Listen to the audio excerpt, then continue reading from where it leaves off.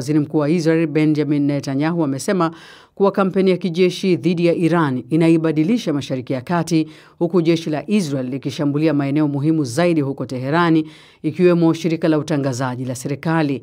Netanyahu amesema uongozi wa usalama wa Iran unateketezwa mmoja baada ya mwingine, na kwamba wa Iran sasa wanaona kuwa utawala huo ni dhaifu kuliko walivyodhani. Skola Kisanga anaarifu zaidi.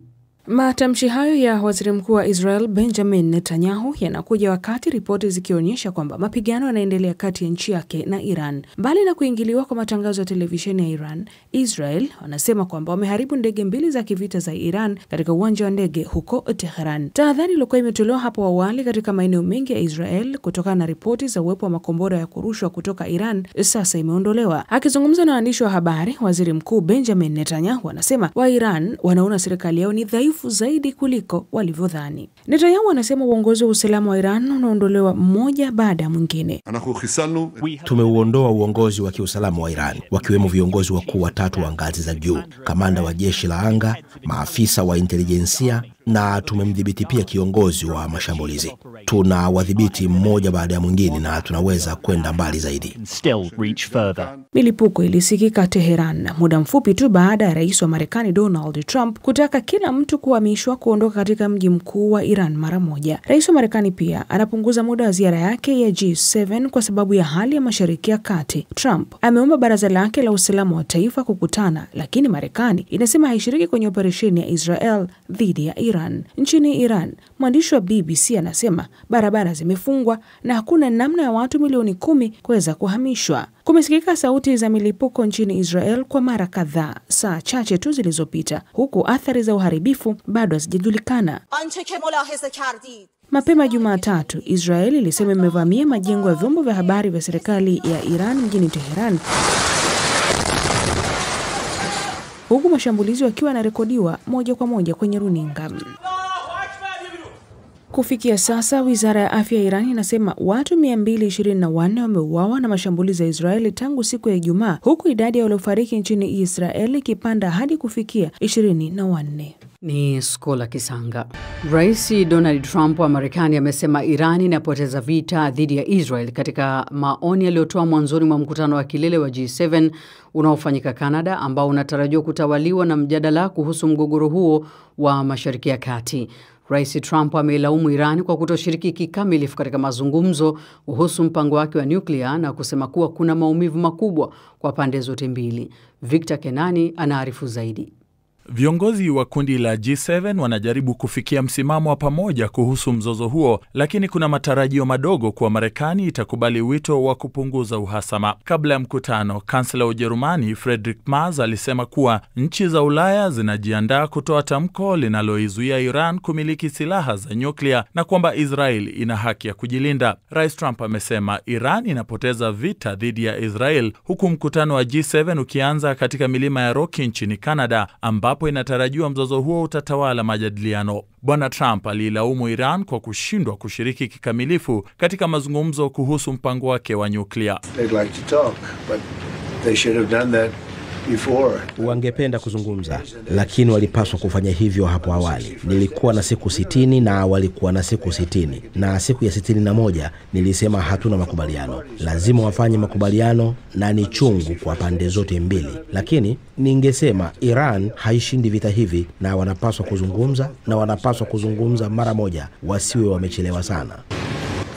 They should talk, and they should talk immediately before it's too late. Sasa suala la Iran limeibuka kuwa la dharura katika ajenda ya G7, na kufikia makubaliano juu ya jambo hilo kunatarajiwa kuwa gumu. Lakini jambo moja la wazi kabisa ni kuwa macho yote yatamwangalia Waziri Mkuu wa Canada Mark Carney kuona jinsi atakavyomudu kupambana na Rais wa Marekani Donald Trump, ambaye mara kwa mara amekuwa akikosoa mamlaka ya Canada. Bwana Carney akizungumza baada ya kukutana na rais huyo wa Marekani ameelezea kuwa Marekani inasalia kuwa mshirika mkubwa wa G7.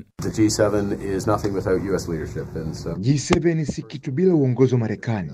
Na hivyo na uongozi wako binafsi na uongozi wa Marekani katika masuala mengi ya teknolojia, ya uchumi wa kijiografia. Kwa kufanya kazi bega kwa bega na Marekani, Canada na Marekani pamoja na washirika wengine wa G7 na uongozi wako, tunatarajia sana kukutana. with your leadership. Very much looking forward to meeting them. Mkutano huu unafanyika katikati ya vita vya kibiashara vya dunia vilivyoanzishwa na Trump, ambaye anatumia ushuru wa forodha kama njia ya kurekebisha uhusiano wa kibiashara. Wakati huo huo, Benki ya Dunia inatabiri kuwa uchumi wa dunia utakuwa kwa kasi ya chini zaidi kutokana na athari za ushuru wa Marekani, hali inayotarajiwa kuibua mazungumzo magumu au kama wanadiplomasia wanavyosema, mazungumzo ya wazi katika mkutano huu wa wandani wenye ukaribu. Ni taarifa yake Victor Kenani. Ikulu ya Marekani imearifu kwamba Rais Donald Trump anaondoka mapema kwenye mkutano wa G7 unaofanyika Canada. Msemaji wake amesema ataondoka baada ya chakula cha jioni kutokana na kile kinachoendelea Mashariki ya Kati. Mapema kidogo kwenye mitandao ya kijamii, Rais Trump aliwataka watu wote waondoke Tehran, lakini hakutoa maelezo zaidi.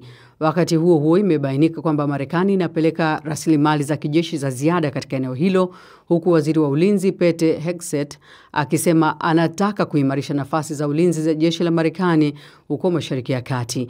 Hata hivyo, mshirika wa BBC nchini Marekani, CBS News, amearifu kwamba maafisa wamesema Marekani haishiriki katika operation za mashambulizi ya Israel. Na ili kuangazia zaidi juu ya mkutano huo, awali nimezungumza na Mubelwa Bandio, mkazi na mchambuzi wa siasa za Marekani.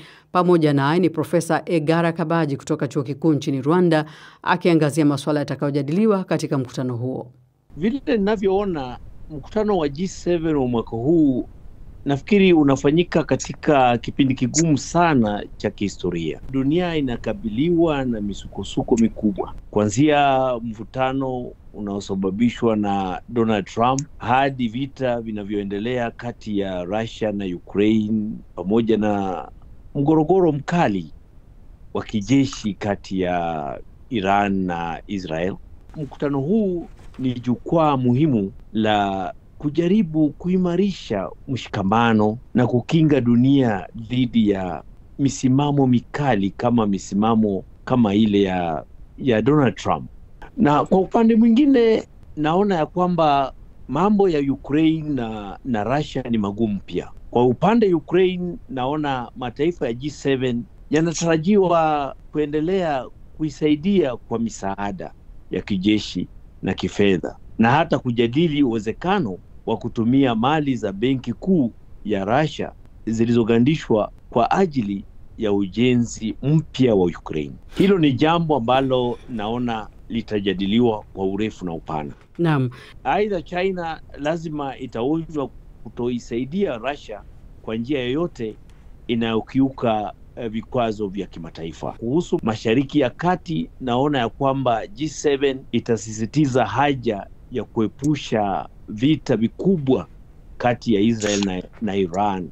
Kuna pia kuwalinda raia wa Palestina wanaokumbwa na madhara ya mashambulizi ya kijeshi.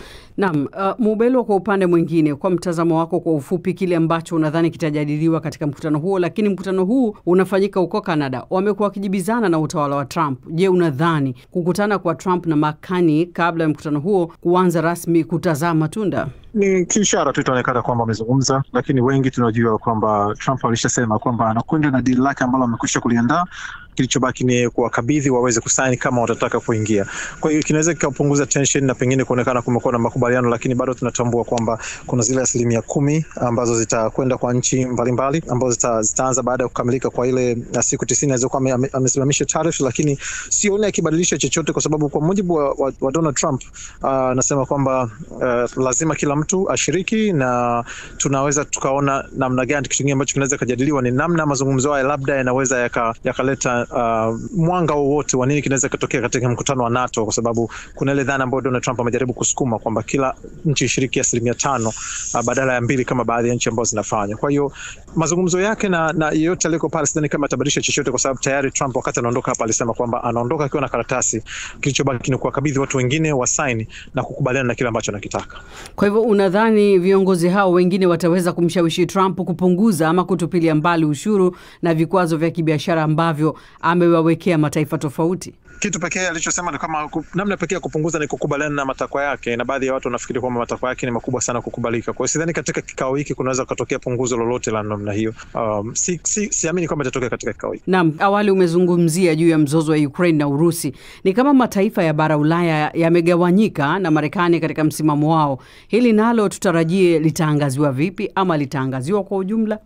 Labda niseme tu vile mwenzangu amesema, ni vigumu sana kukubaliana na Trump kwa yale ambayo anapendekeza. Kwa hivyo ni vigumu sana kupata suluhisho kutoka kwa yale Trump amesema. Lakini tunaweza kusema tu kwamba ni wakati mgumu. Lakini kuhusu mambo ya Ukraine na Russia, naona ya kwamba viongozi wa bara Europa watazidi kusaidia Ukraine. Lakini vile tunavyojua, msimamo wa Trump sidhani atasaidia sana, kwa sababu msimamo wake ni ule tu. Tunasema kwa kimombo my way or the highway. Yeye anaenda na karatasi kule, anasema muweke kidole hapa tuendelee, lakini kama hamwezi basi the highway ndio njia yenu. Kwa hivyo ninaona mataifa ya bara Europa yamegawanyika kweli, lakini kuna yale ambayo yatazidi kusaidia Ukraine kwa vita dhidi ya Russia. Naam, Mubelwa, Trump amesema kuiondoa Urusi kutoka katika kundi la G7 ilikuwa ni makosa. Unaizungumziaje kauli hiyo, ama mantiki yake ni nini hasa? Nafikiri mantiki yake mara zote Trump amesema kwamba anataka majadiliano, anataka negotiations, na ndicho kitu ambacho anakitaka. Changamoto tu iliyopo ni kwamba anataka majadiliano, lakini anataka uwe pale kumsikiliza anachokitaka ili kiwe vile anavyotaka. Kwa hiyo kuna ukweli kwamba ili ukiangalia jinsi Urusi katika nafasi iliyopo, pengine ilistahili kuwepo katika G7, lakini ni ngumu pia kuamini kwamba mambo ambayo alifanya, kama zile baadhi ya vitu ambavyo alifanya ndio vilisababisha wenyewe kuondolewa. Kwa hiyo si Russia wala China ambazo zinaweza kusema kwamba hazistahili kuwepo kulingana na namna ambavyo nafasi yao katika uchumi wa dunia. Ni kweli katika hilo, lakini ukweli mambo ni kwamba kuna vitu vingine ambavyo vinamfanya mtu awepo katika sehemu ya kundi la mataifa saba, na hao wawili inaonekana kuna kitu ambacho walifanya ama kuna kitu ambacho walikosea. Kwa hiyo Trump anaweza akasema hivyo kwa sababu kwanza anataka kuwa tofauti na wengine, tunamfahamu hivyo. Ni mtu ambaye amemuunga mkono Putin. Ukiangalia vitu ambavyo Trump amekuwa akivisimamia ambavyo vikifanywa na watu wengine anavipinga, ndivyo ambavyo Putin amekuwa akivisimamia na kuvipinga. Kwa hiyo unaweza kuona kwamba wakati mwingine anaongea mambo ambayo yanakufanya uamini ni mtazamo wake binafsi, lakini nyuma ya anachokisema ni kweli kwa kuna umuhimu wa nchi hizi mbili kuwepo katika mazungumzo, kuwepo katika G7 kwa kiwango tu cha namna ambavyo wanaendesha uchumi, lakini kwa vigezo vingine kuna vitu ambavyo vinaondoa. Tunapohitimisha, matamshi ya Rais Trump kuwa China kujiunga na G7 si wazo baya. Unadhani China wenyewe wangependelea kujiunga nao? Sina uhakika kama China wanategemea sana kujiunga, kwa sababu kwanza ukumbuke G7 sio kitu ambacho hakina makao makuu. Wanaunganishwa na vitu kama vya kihisia na msimamo wa kisiasa na tafsiri nyingine chache. Lakini ukiangalia licha ya kwamba ni nchi ya pili kwa ukubwa duniani, wanachoangalia ni kitu cha GDP per capita ambayo China haipo. Licha ya kwamba ina uchumi mkubwa, lakini mgawanyiko wake wa uchumi kifamilia hauruhusu yenyewe kuwepo pale, na sidhani kama wangetaka kuingia. China wanaamini wanafanya vizuri katika uchumi, katika namna waliopo, ndio maana wameshutumiwa kwa kupunguza bei, thamani ya pesa zao na vitu vingine, lakini kwao inaendelea kufanya kazi kwa sababu inaweka katika nafasi wanayotaka kuwepo. Vile ninavyoona ni kwamba China inaendelea kujenga uchumi, na haja ya Uchina ni kwamba lazima China ijenge uchumi wa nchi yake, na sidhani wana haja sana ya kuingia katika G7. Wanazidi kuendelesha uchumi na kuona ya kwamba wamefikia kiwango fulani ambacho watakuwa wakiongea duniani wakisikizwa vile Trump anafanya. Lakini kwa hivi sasa ninaona haja ya China ni kuendelesha uchumi wake. Ni Profesa Egara Kabaji kutoka Chuo Kikuu nchini Rwanda, pamoja naye ni Mubelwa Bandio, mkazi na mchambuzi wa siasa nchini Marekani.